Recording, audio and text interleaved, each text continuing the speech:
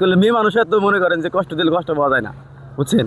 Brazil যে কষ্টটা দিতেছিল, final ম্যাচে যদি আল্লাহ নেয় ব্রাজিলকে, তাহলে আমরা খিচুড়ি রান্না করে খাবো খাসির মাংস দিয়ে। ছোটকাল থেকেই ব্রাজিলের সাপোর্ট করি, এই কারণে পতাকা টানাইছি।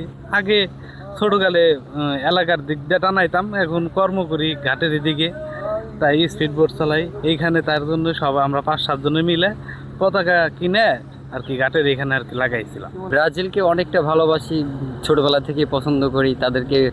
তারা যে স্কিলগুলো দেখায় অনেক পছন্দ লাগে, ভালো লাগে। আমাদের নেইমার আছে, নেইমারের খেলা দেখে আমাদের ব্রাজিল সাপোর্টার করি। ব্রাজিল খুব ভালো লাগে, ব্রাজিল খুব ভালো দল। তো আমরা হাউকা করি না, আর্জেন্টিনার মতন হাউকা করি না, হাত দিয়ে গোল দিই না, হাত দিয়ে গোল দিয়ে আমরা বড়াই করি না। পতাকা টানাই 25 বছর, এলাকা টানাই, ব্যানার বানাই, তো আমরা স্পিড বোট চালাই।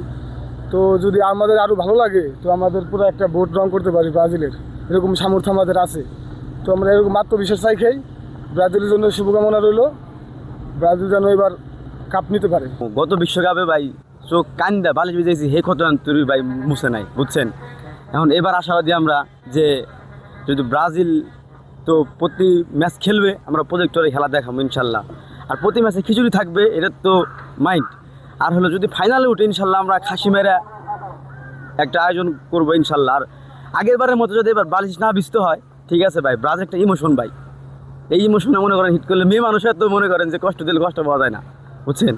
ব্রাজিল যে কষ্টটা দিতেছিল, তো আশাবাদী ভাই এবার সেই কষ্ট হবে না ইনশাল্লাহ। আর সামনে পরিকল্পনা আছে প্রত্যেকটা ম্যাচেই আমরা খিচুড়ি রান্না করে খাবো ব্রাজিল সমর্থকদের নিয়ে। আর ফাইনাল ম্যাচে যদি আল্লাহ নেয় ব্রাজিলকে, তাহলে আমরা খিচুড়ি রান্না করে খাবো খাসির মাংস দিয়ে।